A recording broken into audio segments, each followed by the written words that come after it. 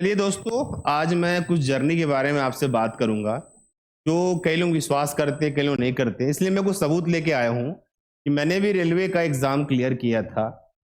मैंने भी उसके पूरे एग्ज़ाम के प्रोसेस को क्लियर किया था। कैसे क्लियर किया, क्या किया, आप कैसे क्लियर कर सकते हो आज के टाइम के रेलवे में और क्या चीज़ें बदल जाती है, इस वीडियो में पूरा बात करूँ।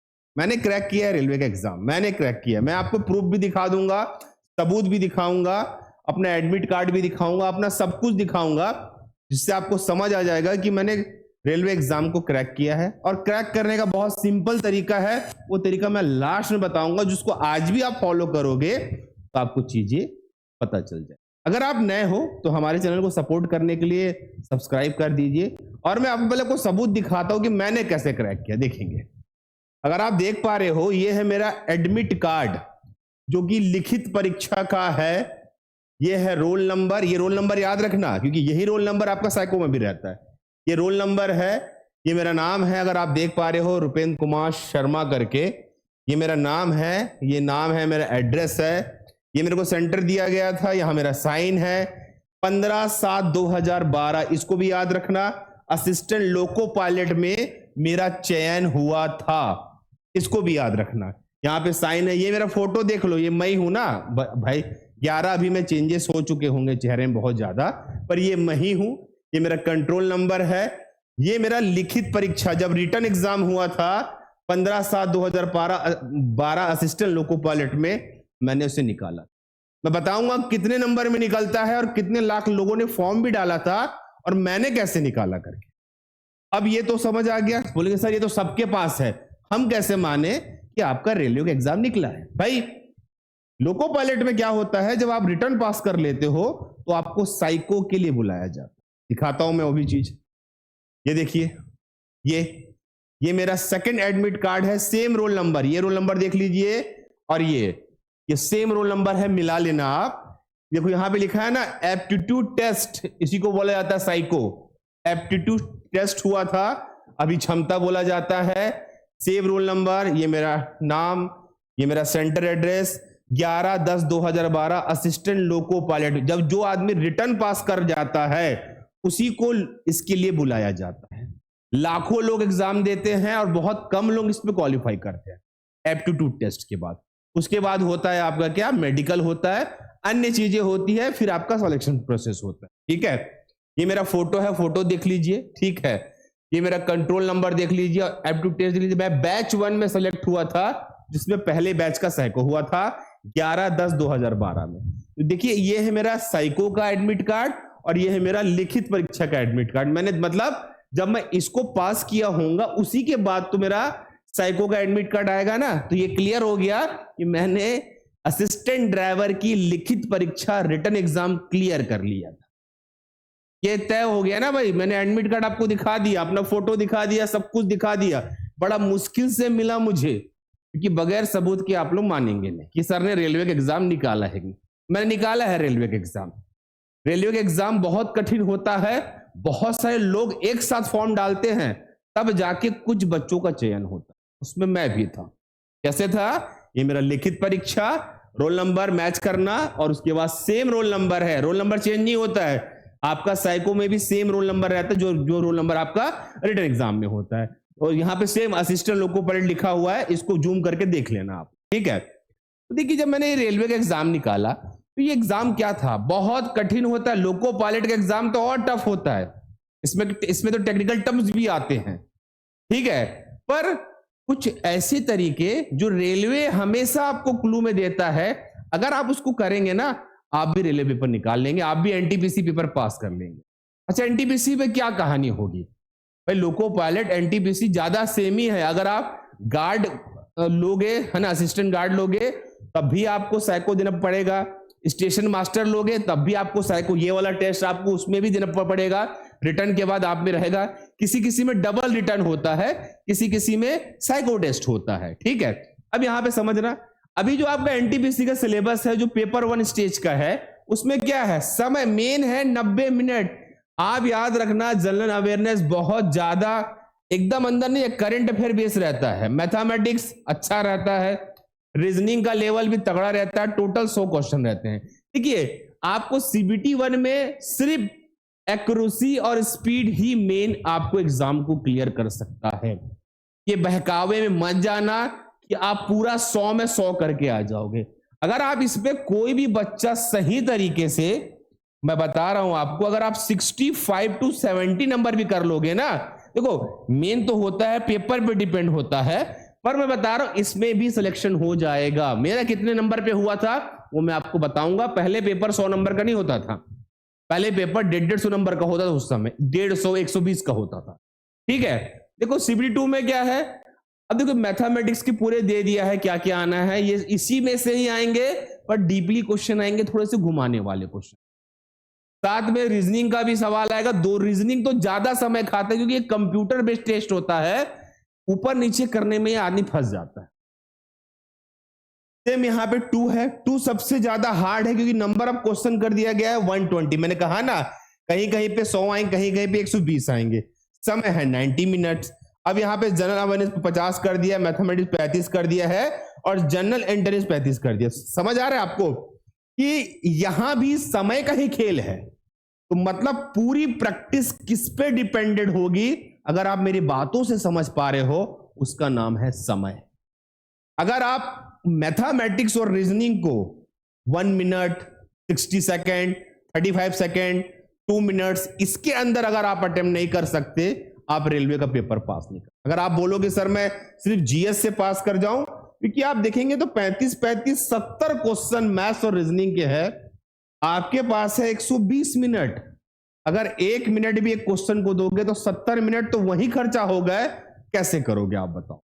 तो समय ही है जो हमने उस समय प्रैक्टिस करके टाइम को कम कर दिया था और फटाफट ट्रिक के माध्यम से गणित को बनाना चालू किया, रीजनिंग को बनाना चालू किया और हमने रेलवे निकाल दी।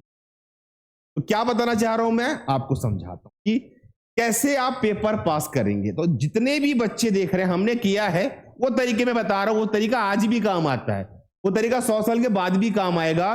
उसको बोला जाता है समय। भाई समय आपको मेंटेन करना है, वो है आपका समय। कैसे मतलब, याद रखिए एक में आपको 90 मिनट दिया जा रहा है ना। अगर आप गौर करते हैं, मैं दिखा देता हूं आपको। अगर आप देखेंगे एक में 90 मिनट 100 क्वेश्चन, उसके बाद एक में यहां पे देखेंगे 90 मिनट 120 क्वेश्चन। अगर आप गौर करेंगे कि समय 90 मिनट ही है, एक में आपके 100 सवाल आ रहे हैं और एक में आपके 120 सवाल आ रहे हैं। तो समझ रहे हो ये खेल क्या करना चाहता है, वो अभी से मैं बता दे रहा हूं। मैथ्स और रीजनिंग का वेटेज बहुत ज्यादा है। जब ज्यादा है इसी 90 मिनट का इस्तेमाल करना है आपको। मतलब आपको समय से गणित और रीजनिंग को 1 मिनट 60 सेकेंड वाले तरीके ही काम आएंगे। आप वहां पे बैठ के लंबा लंबा करने जाएंगे, आपका पेपर निकलेगा ही नहीं।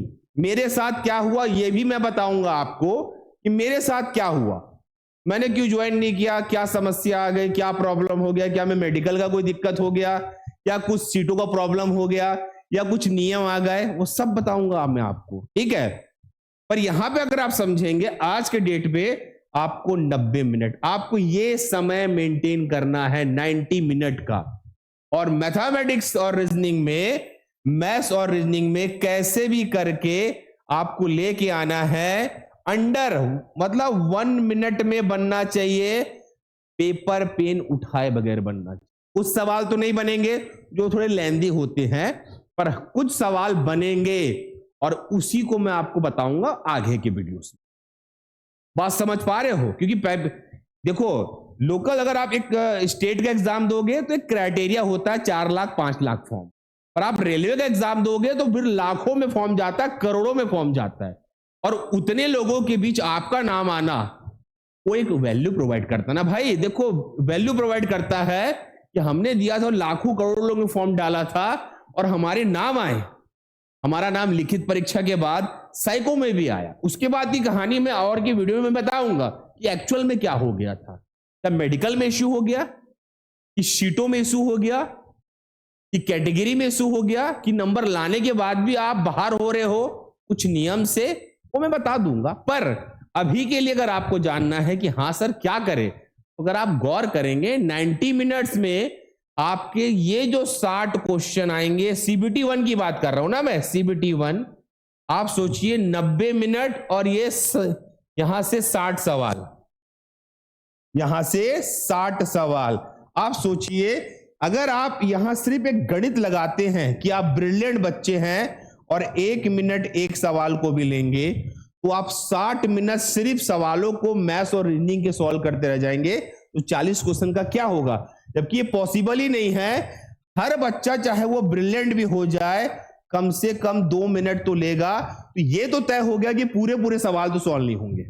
40 क्वेश्चन बनाने में 10 मिनट तो लगेगा भाई कम से कम। तो बचे कितने? 80 मिनट। क्या 80 मिनट में आप पूरे 60 सवाल कर लेंगे? ये मुश्किल है, इम्पॉसिबल हो जाता है। तो ये भ्रम निकाल दीजिए कि पूरे में पूरा लाना है। अगर आप 60 से 65 से 70 क्वेश्चन भी सही करके आ गए, एक्यूरेसी मेंटेन करके, गलत नहीं करना है, आप इस एग्जाम को क्वालिफाई कर जाओगे, 2 में चले जाओगे।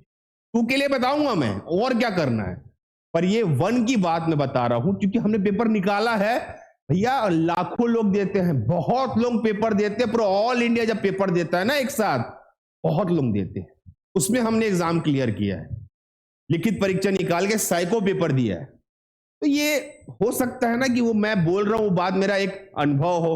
अनुभव क्या बता रहा है, उस समय भी लोग बोले मेरा 100 बना है, मेरा इतना बना है, मेरे इतने ही बने थे 65 से 70 क्वेश्चन, और मैं अनरिजर्व में आता हूं, जनरल कैटेगरी में आता हूं, उसके बाद भी हमारा नाम आया क्योंकि एक्यूरेसी मेंटेन किया गया, गलत नहीं किया गया और एग्जाम को दिया गया। ये चीज मैं आपको बताने के लिए आया हूं इस वीडियो में पूरे भारत को, कि आप अगर सिर्फ गणित समझेंगे कि भैया 40 क्वेश्चन करने में मान लो अगर आपने 10 मिनट खर्चा किया तो बचे 80 मिनट, 80 मिनट में 60 के 60 सवाल तो आप नहीं कर सकते। तो यहां भी एक डिपेंड करता है कि आपका 40 में पकड़ अच्छा होना चाहिए, क्योंकि आपको 65 से 70 नंबर लाना तो अनिवार्य है।